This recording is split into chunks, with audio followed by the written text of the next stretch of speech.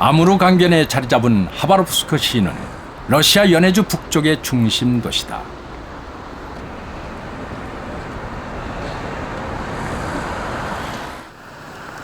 하바롭스크 시는 1800년대 중반 이후 러시아 극동 진출의 거점이었다. 한겨울에는 기온이 영하 40도를 오르내리는 얼음 도시가 된다.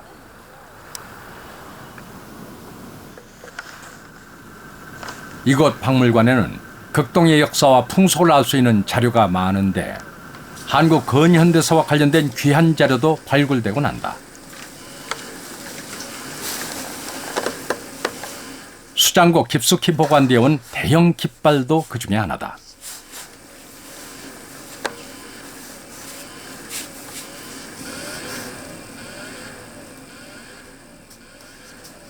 러시아어가 쓰인 깃발을 뒤집자 뜻밖에도 한글이 선명하다.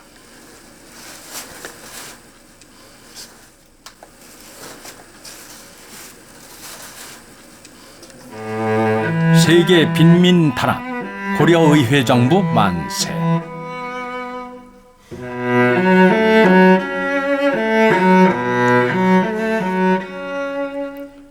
백여 년 전 연해주와 하바롭스크주 곳곳에 휘날렸던 고려인 독립군 부대의 깃발이다. Это, с одной стороны, и история отдельного небольшого батальона, а с другой стороны, и история всех борцов за независимость Кореи в начале 20 века.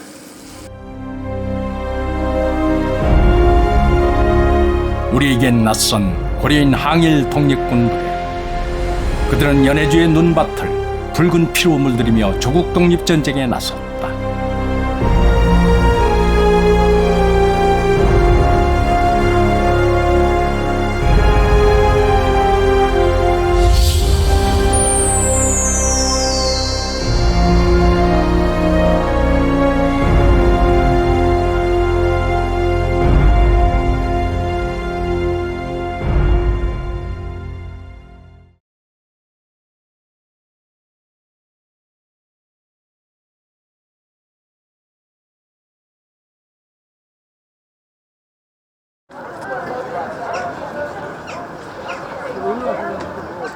(20세기) 초 사회주의 혁명으로 제정 러시아가 망하고 최초의 사회주의 국가 소비에트 연방이 탄생했다.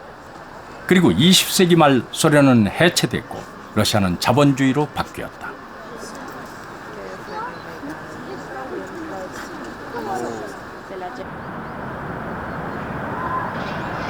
이곳에는 제정 러시아에서 소련 시절까지의 필름들이 보관되어 있다.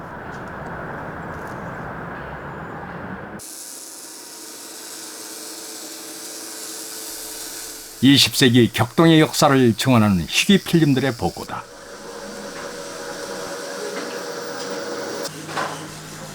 최 발렌틴은 20세기 초 연해주 고려인 사회의 지도자였던 최재형의 손자다. 그는 할아버지와 관련된 자료를 찾는 중이다.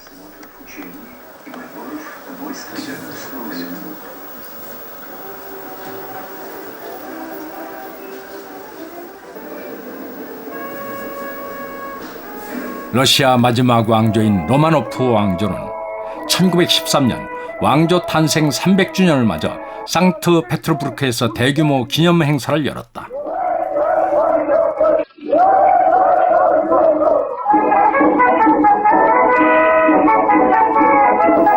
그런데 이 기념 행사 필름 중 희귀한 장면을 발굴했다. 매스게임을 하고 있는 한 무리의 청소년들.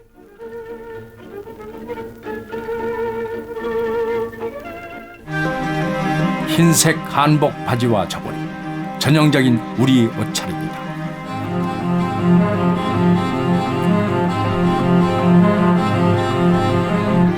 최재형 선생이 연해주에서 데려온 고려인 소년 공연단. 처음 공개되는 희귀한 영상이다.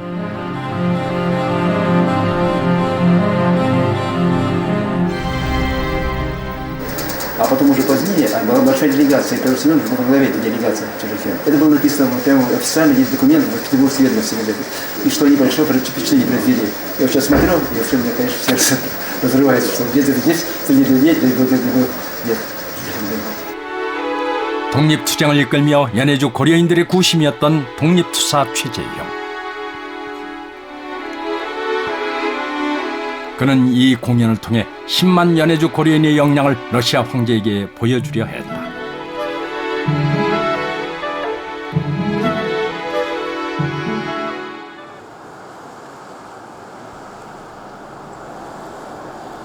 러시아 극동의 항구 도시 블라디보스톡은 1910년대 이미 극동의 군사 상업의 중심지였다.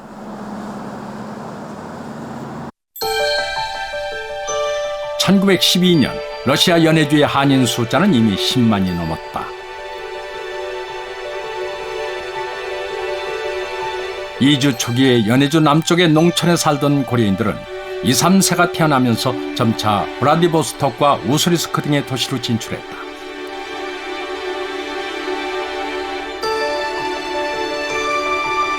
고려인들은 조선의 풍습을 유지하면서 급속히 팽창한다.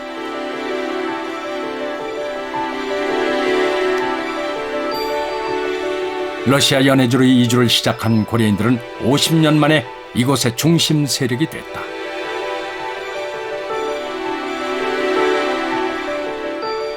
러시아 이주 50년이 되던 1914년, 고려인들은 50주년 기념 행사 준비로 들떠 있었다.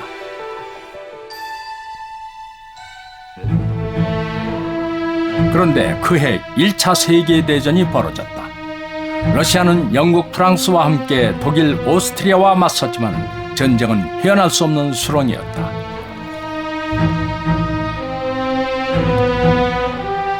당시 러시아는 오랜 기간 쌓이고 쌓인 계급 갈등이 폭발 직전이었다. 황제의 무능과 지주의 착취로 농민들은 굶주림과 질병에 시달렸다.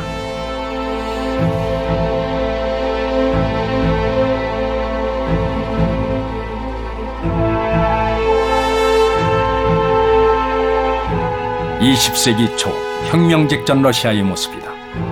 빈민들이 구제소에 죽 한 그릇으로 연명을 할 때 귀족들은 극도의 사치와 향락에 빠져 있었다.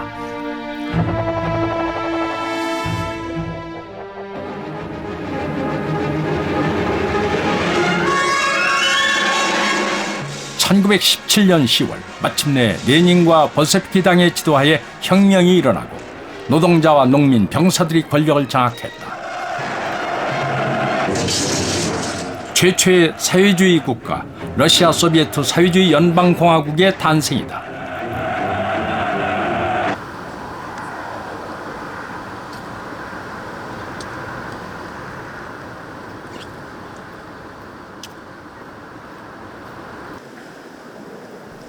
상트페테르부르크 러시아 박물관에는 고대 러시아 미술품부터 근대 회화 및 소비에트 시대의 미술품이 30만 점이나 있다.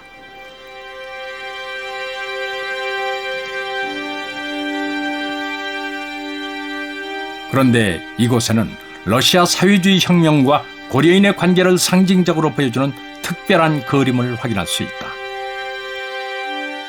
러시아의 유명 화가 보리스 쿠스토디예프는 1920년 6월 상트페테르부르크에서 열린 제2차 코멘테른 대회 기념 축제를 화폭에 담았다. 혁명의 열기가 곳곳에 배어있다.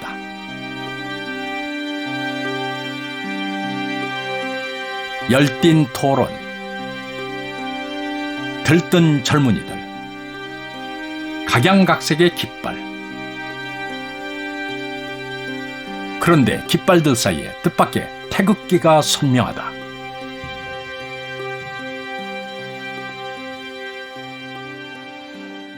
Государств, в том числе корейский флаг. И, безусловно, это потому, что сам второй конгресс Коминтерна собрал представителей самых разных государств. Там больше 60 различных партий участвовало в этом конгрессе. И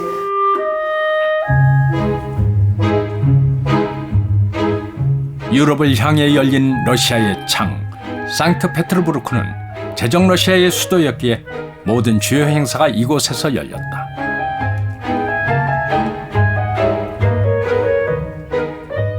(1920년) 바로 이 자리에서 열렸던 제2차 코민테른 대회 폐막 집회의 동영상이다. 레닌이 연설을 하고 있다.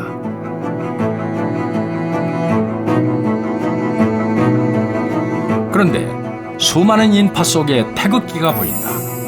연해주에서 온 고려인 대표단이다.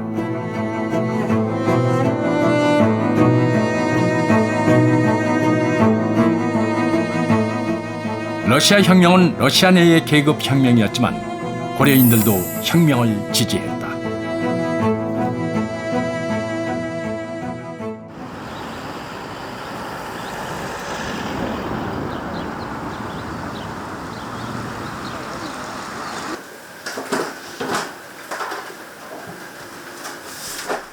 고려인들이 러시아 사회주의 혁명에 얼마나 관심이 컸는가를 잘 보여주는 소중한 자료가 있다.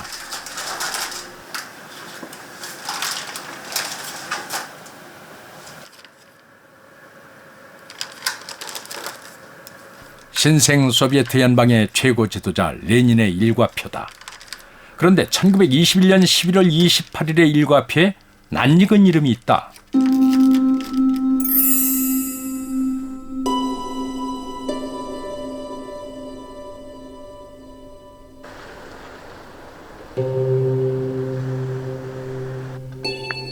이동휘 일행은 레닌의 집무실인 이곳에서 역사적인 회담을 했다.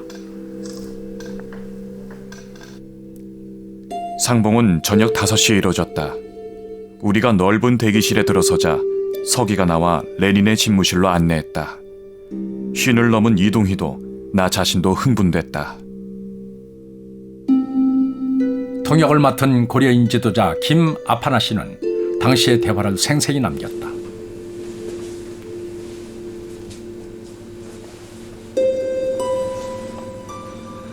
Помимо вас, из наших корейских друзей, сколько человек еще владеет русским языком? Примерно несколько тысяч. Тогда напишите мне на русском языке о вашей борьбе за независимость, и тогда мы сделаем перевод на другие европейские языки для того, чтобы о вашей борьбе, о вашем подвиге обязательно должен узнать весь мир. Да, мы постараемся. 레닌과 고려인 대표단의 만남은 형식적인 만남이 아니라 한반도에서 일본 제국주의를 몰아낼 전략을 논의하는 자리였다. Я очень рад встрече с нашими корейскими коммунистами, но я совершенно не в курсе обстановки в Приморье. 우리 레닌 선생이 제자로 온 만큼 모든 문제를 솔직히 Мы, как ваши 여쭙겠습니다. последователи, пришли откровенно с вами поговорить. Мы живем в центре культуры. А вам должно быть очень трудно, ведь после того, как вас выгнали японские жандармы, вы живете в Танге. 면담은 예정 시간을 넘기면서 계속됐다. Ничего страшного. До следующей встречи у нас есть минут 25. Помимо вас, Вы должны как бы помочь нашим... 약소민족 해방이 세계 사회주의 혁명의 지름길이라고 생각한 레닌은 조선의 독립에 관심이 많았다. 고려인들 또한 소련의 정책이 항일 투쟁에 유리했기 때문에 러시아 혁명을 지지했다. помочь в борьбе с японцами.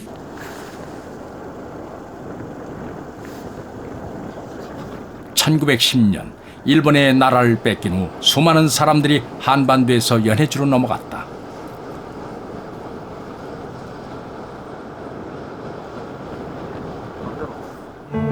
그러나 러시아 국적 취득은 점차 어려워졌고 농지도 부족했다. 러시아인들의 민족 차별 속에 고려인들은 철도 공사판 등에서 막노동으로 근근히 살았다.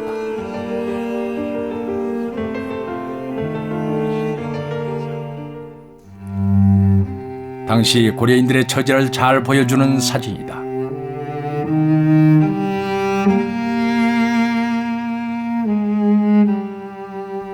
골프를 치는 러시아 상류층과 어린 고려인 캐디들의 서글픈 모습이 대조적이다.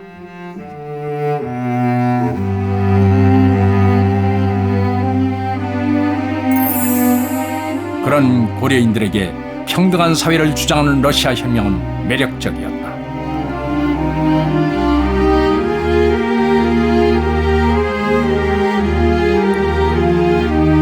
고려인 박진수는 레닌과 함께 코멘트른 집행위원으로 일했고, 여성혁명가 알렉산드라 김은 러시아 반혁명군에게 총살당하는 순간까지도 조선 독립을 외쳤다. 러시아 혁명정부, 즉 그 볼셰비키 정부가 민족 문제에 상당히 우호적이었습니다. 그러니까 러시아 제국에서는 혁명 이전에는 그 러시아 제국이 민족의 감옥이라는 표현을 들 정도로 소수민족이나 타민족에게 그 적대적인 정책을 폈었는데, 혁명 정부는 그렇게 그 고통받는 민족에게 자유를 주겠다, 그다음에 더 자율성을 주겠다, 이런 약속을 했고, 이런 약속이 러시아에 당시 살고 있던 한국인들에게 아주 크게 호소력 있게 다가갔기 때문에 혁명을 지지했다고 생각을 합니다. 그러나 고려인들은 계급혁명과 민족차별 때문만으로 혁명을 지지한 것은 아니었다.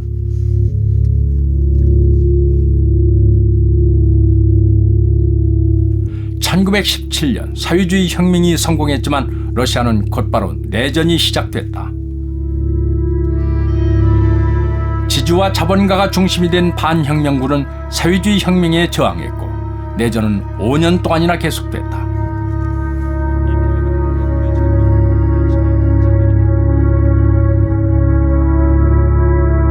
격렬한 내전통에 사람들은 무수히 죽어나갔다. 미국, 영국, 프랑스 등 자본주의 국가들은 사회주의 혁명을 차단하기 위해 러시아 내전에 개입했다. 이른바 국제 간섭군 2만 2천 명을 러시아에 파병하여 소비에트 혁명군과 싸운다.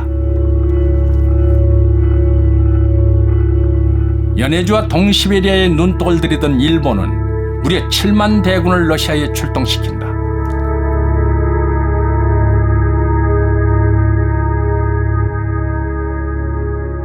일본군의 연해주 진출은 고려인들이 러시아 혁명을 지지하는 결정적인 계기가 됐다.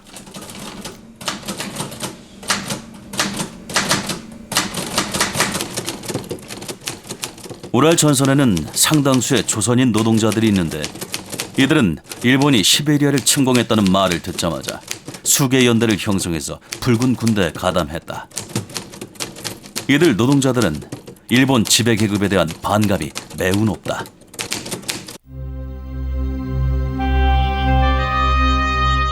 연해주 곳곳에서 수십 개의 독립군 부대가 조직되어 소비에트 혁명군과 연합했고, 러시아 반혁명군은 일본군 및 서구 열강의 간섭군과 연합했다.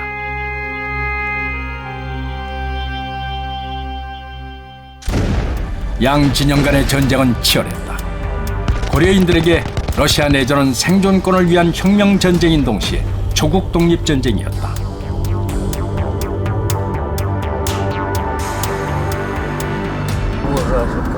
Он рассчитывал, что тот заднюю стену пробьет, и они уже сопротивляются. 우즈베키스탄 침켄트시에도 많은 고려인들이 살고 있다. 독립투사 최기립 선생의 손자인 최 블라디미르 씨. 항일 투쟁 조직 철혈광복단원으로 활동하던 최기립 선생은 15만 원 탈취 사건의 주역 중 한 명이다.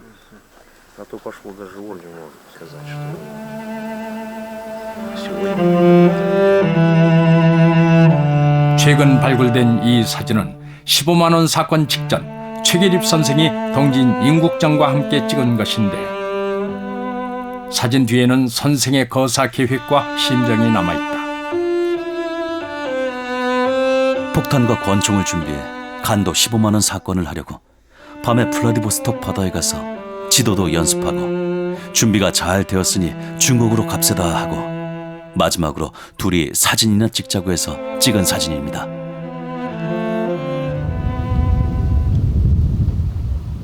(15만 원) 사건은 체코 군단의 무기를 구입하기 위해 철혈광복단원들이 벌인 거사였다.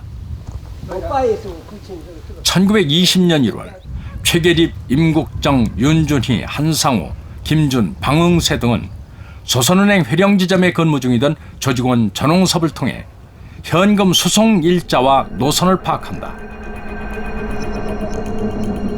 대원들은 2계조로 나뉘어 현금 마차가 지나가는 함경도 회령과 중국 용정의 길목에 매복했다.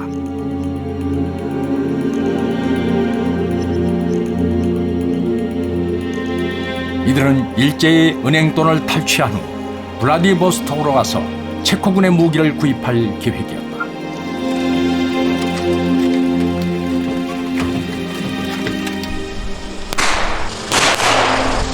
대원들은 일본 경찰을 제압하고 15만 원을 확보했다. 15만 원은 현재 가치로 75억 원. 당시 체코 군단 소총 한 자루에 30원. 독립군 5천 명을 무장시킬 수 있는 엄청난 돈이었다. 돈을 줄 적에는 상호와 봉설이 같이 갈 터이니 근심 말고 체코군 총을 계약만 하고 오시오. 임국정이 떠나면서 그래 누구랑 같이 가오 하고 물어서 어민석과 같이 무기 창고에 가기로 하였소 하였다. 그러나 중계를 맡은 어민섭은 일본 앞잡이였다. 밀정 어민섭의 제보로 일본군은 최계립 일행을 급습했다. 나는 바다 건너로 뛰기로 했다. 총에 맞은 오른쪽 어깨는 축 늘어지고 왼쪽 어깨에서는 피가 조금씩 흘렀다. 신안촌에서 바다 건너 마이사는 40리인데 화살같이 달아났다.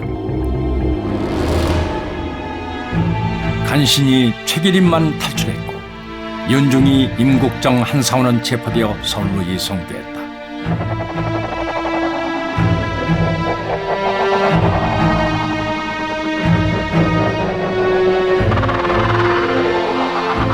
(1921년 8월) 임국정, 윤준이, 한상원 선생은 서대문 형무소에서 사형당하고 만다. 정보를 제공했던 전홍섭 선생은 15년형을 선고받고 복역 중 병보석으로 나온 후 연해주로 탈출했다.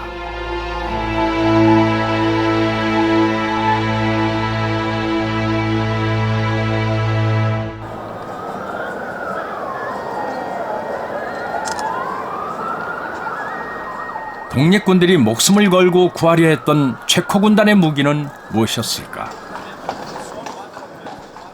당시 체코는 300여 년간 오스트리아와 헝가리 연합제국의 식민 지배를 받고 있었다. 1914년 발생한 1차 세계대전은 체코가 독립할 수 있는 절호의 기회였다. 1918년 체코는 마침내 독립에 성공한다. 그런데 체코 독립의 이면에는 체코 군단의 험난한 투쟁이 있었다.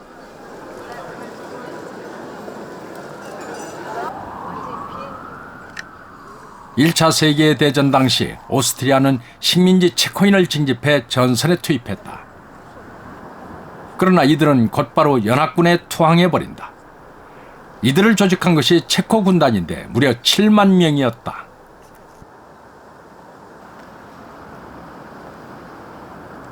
Československé legie jsou spolu s politickými akcemi Tomáše Garrigua Masaryka a dalších členů Československé národní rady v Paříži tím druhým základním pilířem,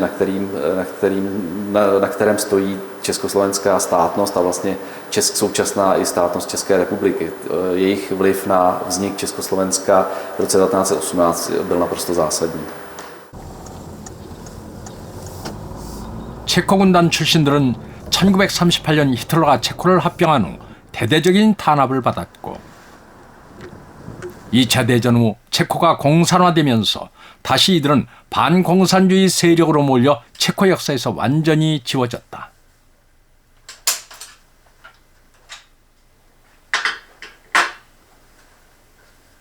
하르흐 베이탁 씨는 체코 군단 유물 수집가다. 1990년대 체코의 공산주의 정권이 무너지고 체코 군단의 역사가 복원되자 그는 누구보다 열심히 체코 군단의 역사를 알리고 있다.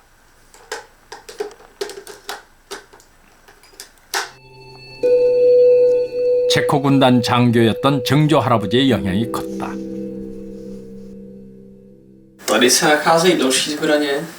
Jedná se o šavle, které byly používané československými loděmi v Rusku.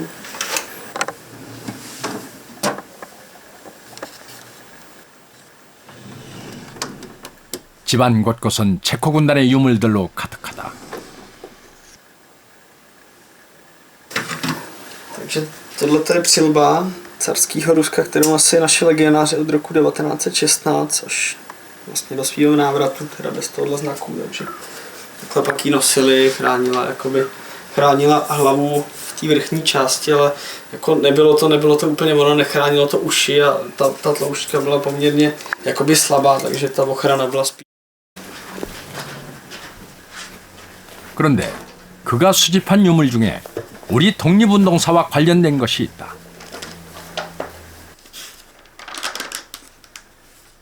덴니크는 체코 군단이 발행한 병영 신문으로 1차 세계대전 중이던 1917년 창간한 일간지였다. 1919년 3월 18일자에는 우리나라 3.1운동에 관한 기사도 실려 있었다.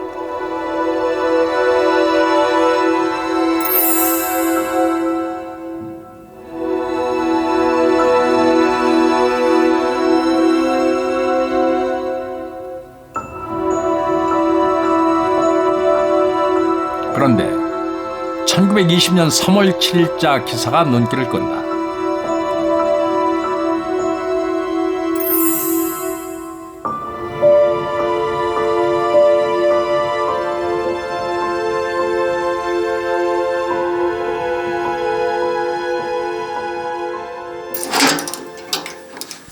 일본이 항의한 한국인의 무기 구입 가능성은 무슨 의미였을까? Tady se nachází zbraně první světové války. V podstatě jedná se o zbraně československých legií v Rusku, v Itálii, ve Francii. Jsou tady vidět pušky francouzské výroby Berthier, jsou tady vidět pušky japonské výroby Arisaka, Mannlicher Carcano a další zbraně, takže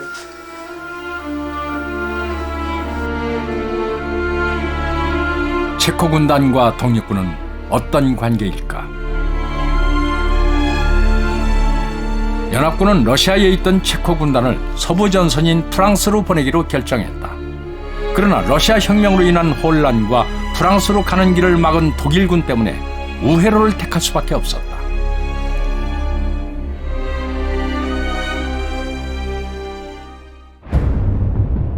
체코군은 시베리아를 횡단해 블라디보스톡으로 이동한다.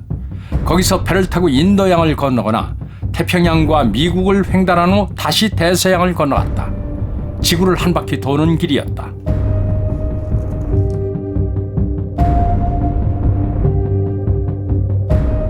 체코 군단 7만 명이 4년에 걸쳐 순차적으로 이동하자 시베리아 횡단 철도는 체코 군단에 완전 장악됐다. 체코 군단의 군세는 아무도 건드릴 수 없었다.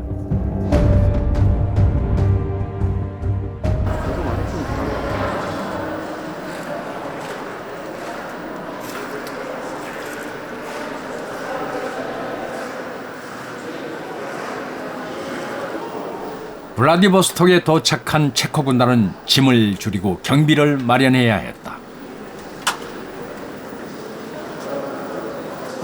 무기 부족에 시달리던 연해주 독립군들은 최신 무기를 구입할 수 있는 절호의 기회였다.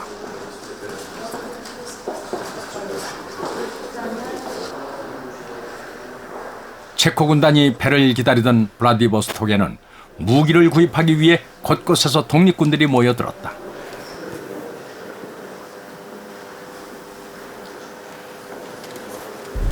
체코 군단과 독립군의 무기 거래는 일본 정보기관도 감시하고 있었다. 불온조선인 신씨가 블라디보스톡에 출몰해 주로 강가 얼음 창고에 은닉 중인 체코군 총기 5만 정, 기관총 수리탄 5천 개를 소량씩 매입해 아무르만을 통해 몰래 배로 옮긴 다음 중국 마차로 운반했다.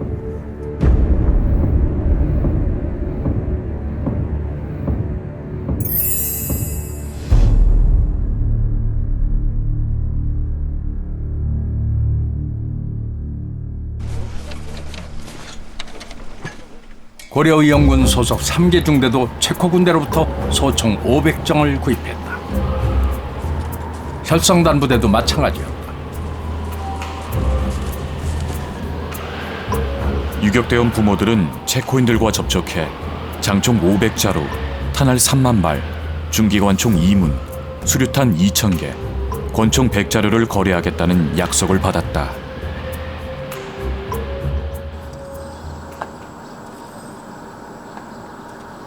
하바롭스크는 우스리스크, 브라디보스톡과 함께 극동에서 고려인들이 많이 거주하는 곳이다. 고려인들은 1870년대부터 하바롭스크에 뿌리를 내렸고 이곳에 살고 있는 고려인들은 현재 4천여 명이다. 하바롭스크 중앙시장의 김치 가게들.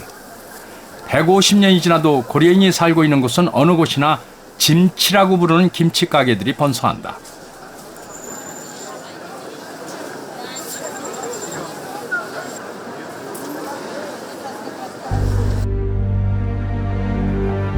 이주 초기 농사를 짓던 고려인들은 세대가 바뀌면서 도시 지역으로 진출한다. 블라디보스톡 어시장을 중심으로 활발한 상업 활동을 하며 고려인들은 기반을 넓혀갔다. 이들이 바로 고려인 독립군들의 최대 후원자들이었다. 한 푼 두 푼 모은 동포들의 성금은 독립군들에게 전달됐고 이 돈으로 독립군들은 체코 군단 무기를 구입했다. (50여 년의) 역사를 가지고 한 14만 명 정도의 인구가 그 한인들이 거주하던 연해주에서 그럼 그만큼 그 연해주 사회에서 큰 위치를 차지하고 커다란 역할을 하고 있었던 한인들이기 때문에 십시일반 성금을 내고 그리고 이런저런 방식으로 모금을 하고 그러한 자금들이 바로 독립운동을 하는데 투여되고 그것이 가장 직접적으로는 체코 군단이 로부터 나온 무기들을 구입을 해서 그 이후 독립전쟁에 사용될 수 있게끔 한 기반이 되었다고 보여집니다.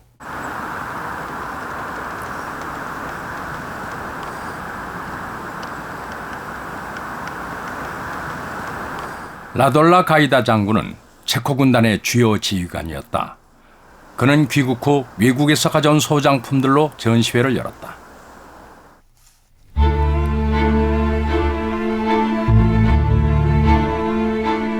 그런데 전시 품목 중에 눈길을 끄는 것이 있다.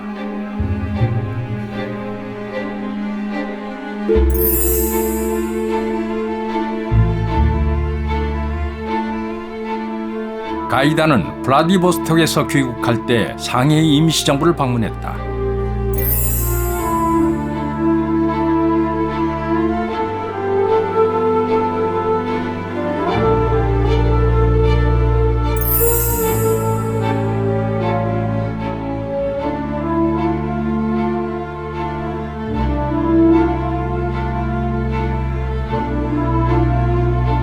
상해의 임시정부가 체코 장군 가이다에게 준 선물은 독립군에게 우호적이었던 장군에 대한 고마움의 표시였다. 항일 무장투쟁 사회에 빛나는 청살리 대첩도 체코 군단 무기와 깊은 관련이 있다. 청살리 대첩의 지휘관이었던 이범석 장군은 대단히 중요한 증언을 남겼다. 체코군들은 블라디보스톡의 무기고에 보관하고 있던 무기를 우리 북로 군정서에 팔았다. 이 매매는 깊은 밤 빽빽한 살림 속에서 이루어졌다. 복수와 서력에 쓰일 이 무기는 한 무더기씩 우리 손으로 운반되었다.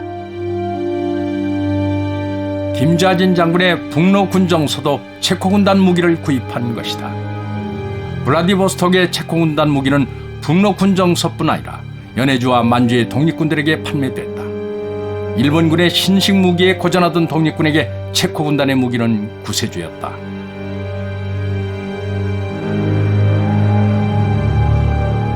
일본 보고서는 구입한 무기의 이동 상황도 감시하고 있다. 조선인이 러시아에 있는 국민의회의 손을 빌려 체코군 및 미국군과 구매 계약을 체결했다. 총의 수량은 2만 3천 정이고 그중 7천 장은 블라디보스톡에서 포세이토에 도착했다. 구입한 무기는 동포들로 구성된 운반대가 한밤중에 신속하게 운반했다. 1인당 4정의 소총을 들고 이어받기로 전달했고 다급할 때는 1인 2정씩 메고 달렸다.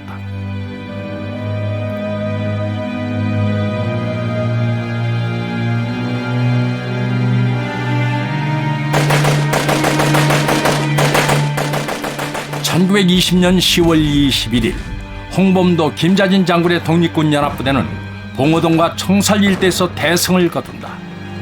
독립전쟁사의 길이 빛날 청살리 대첩의 이면에는 체코 군단의 무기가 있었다.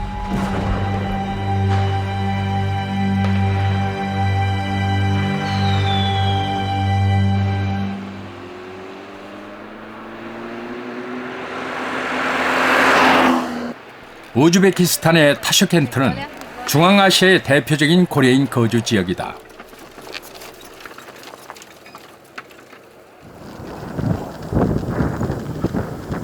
시온고 마을은 연해주 신영동에 살던 고려인들이 1937년 강제 이주 후 정착하여 만든 마을이다.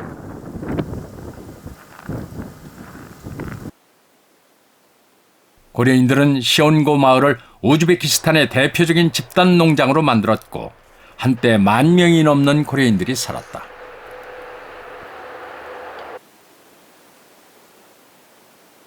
고려인 3세 한 블라디슬라프. 사람들은 그를 독립군 대장의 손자라고 부른다. 그의 할아버지 한창걸은 1910년대 후반부터 연해주 고려인 사회의 주요한 지도자였다.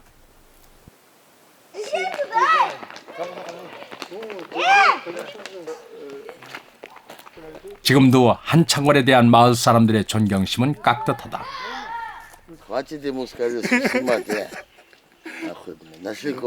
한창걸 동생 손자란 말이에요. как будет по-ихнему внук? 손자. 나도 한창걸 손자란 말. 우리 유치거란 말. Мы трое братья с ним. 1892년 연해주에서 태어난 한창걸은 연해주 독립투쟁사에서 빼놓을 수 없는 핵심 인물이다. 그의 형제인 한성걸, 한 알렉산더 삼형제 모두 독립투사였다. 그러나 정작 손자들은 할아버지들의 투쟁의 역사도 의미도 모르고 살았다. Я воспринимал это как сказку, потому что это реально невозможно было воспроизвести, потому что это было очень далеко. Мне казалось, что это было очень давно. И дедушка. Я помню, что у многих были дедушки, а у меня не было дедушки. И я его всегда представлял как такого мифического командира, нереального человека.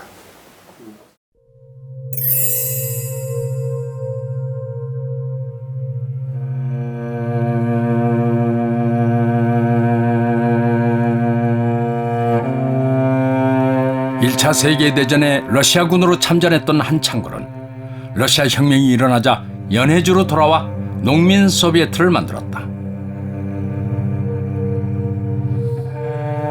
일본군이 연해주를 침략하자 한창걸은 독립군을 조직했다.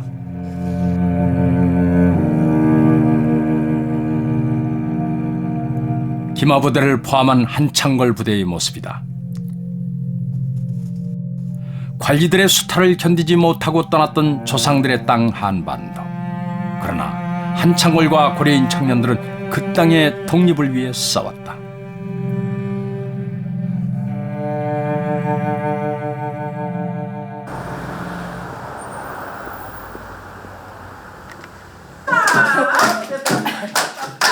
Меня миллион квадрат по краю и лета. Одного люблю зимой, а другого летом. 우스리스크 고려인 노인 단원들. 이들은 1937년에 중앙아시아로 강제 이주당했다가 1990년대 연해주로 되돌아왔다. 이들이 가장 즐겨 부른 노래는 연해주 파르티잔가다.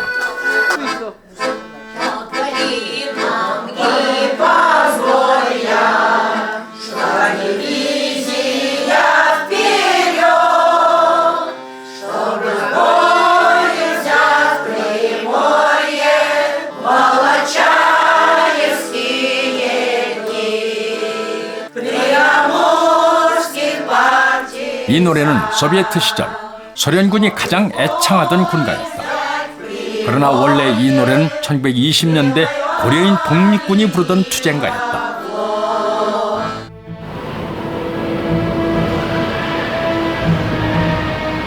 연해주 파르티잔가를 부르며 고려인 독립군들은 연해주의 눈밭에 조국 독립의 붉은 피를 뿌렸다.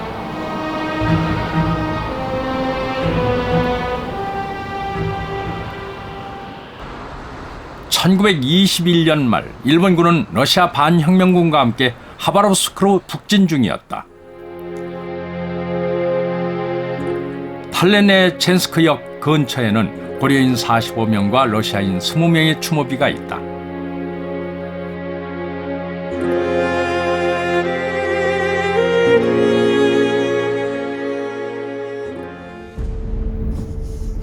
일본군과 러시아 반혁명군의 공세에 밀리던 고려인 독립군인 대한의용군 2중대가 탈레네첸스크역에서 러시아 반혁명군 1,500명에게 포위당하고 만다.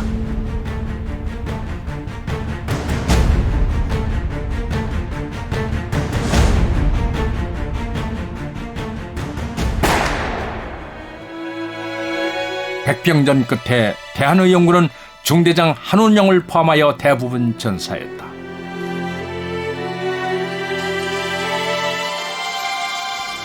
연해주 곳곳에서 고려인 부대는 일본군과 러시아 반혁명군과 싸웠다.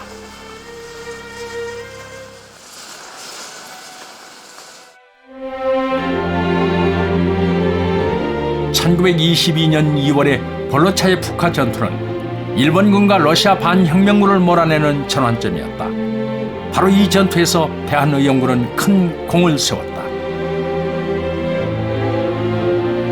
철조망과 기관총의 진격이 막히자 절단기가 없던 고려인 전사들은 몸을 던져 철조망을 끊고 온몸으로 기관총알을 받아냈다. 최계립, 임표, 니콜라이 김 등의 헌신적인 투쟁으로 전투는 승리하였고 고려인 부대의 명성을 드높였다.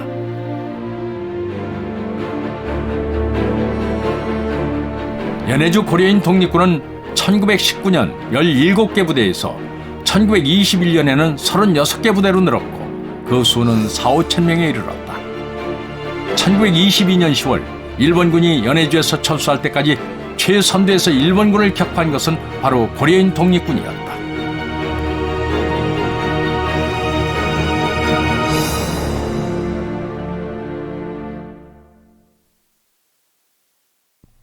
카자흐스탄의 홍범도 장군 묘. 매년 장군의 기일이면 국내외에 뜻 있는 사람들의 추모가 끊이질 않는다. 홍범도 장군은 구한말의 의병을 일으킨 후 봉오동과 청살리 전투를 승리로 이끌었다. 장군은 쉼없는 항일 투쟁과 소탈한 삶으로 50만 고려인들이 지금도 가장 존경하는 인물이다.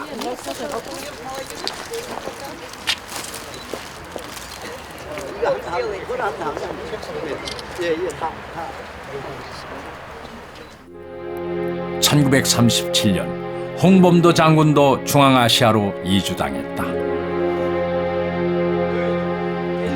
80년 역사를 자랑하는 고려극장은 홍범도 장군 순국 70주년을 맞이해 연극 홍범도를 공연했다.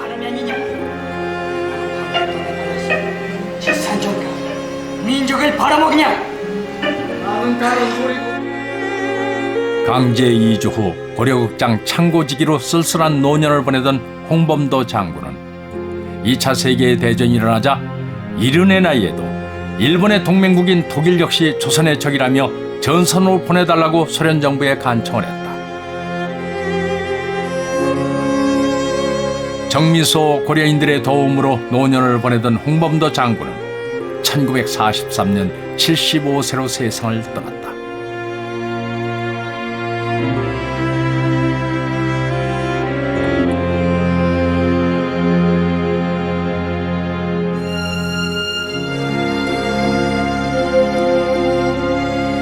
잊혀진 독립군은 홍범도 장군뿐만이 아니다.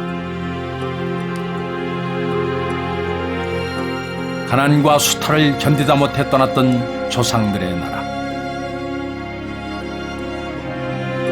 그 조국의 독립을 위해 목숨을 던진 연해주 고려인 독립군들. 그러나 이들의 고귀한 항일 무장 투쟁의 역사는 정작 해방된 조국에서 완전히 지워져 버렸다.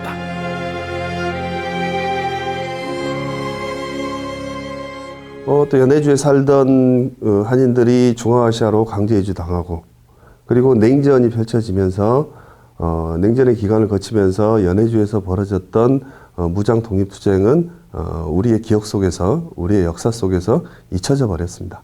그래서 연해주에서 살던 한인들이 고국의 독립을 위해서 그토록 열심히 투쟁을 하고 많은 희생을 당했던 부분들을 다시 한번 복원하고 제대로 평가를 해냄으로 인해서 한국 독립운동의 역사뿐 아니고 한국 역사 전체를 올바르게 세우는데 중요한 계기가 될 것이라고 생각을 합니다.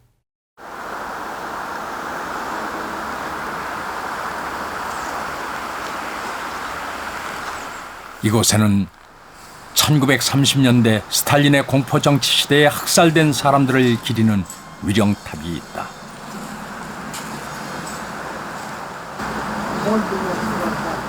그 중에 보이는 수많은 김씨, 최씨, 박씨들. 스탈린에 의해 학살당한 고려인들이다. 고려인 독립군을 지휘하던 한창걸과 그의 형제 한성걸, 한알렉산더 삼형제는 1937년 소련 경찰에 체포되어 모두 처형당하고 만다.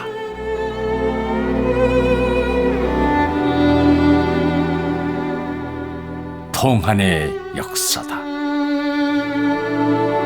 Трудно говорить.